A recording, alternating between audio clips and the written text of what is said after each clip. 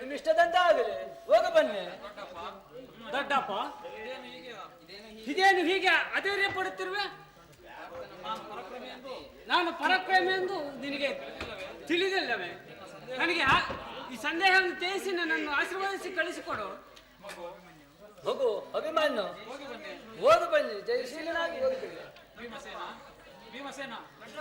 ದೊಡ್ಡಪ್ಪ, ನಿಮ್ಮೆಲ್ಲರ ಆಶೀರ್ವಾದವು ವಜ್ರ ಕವಚದಂತೆ ನನ್ನನ್ನು ರಕ್ಷಿಸಿಕೊಂಡರೂ ನನಗೆ ಭಯ ಎಲ್ಲಿರುವುದು?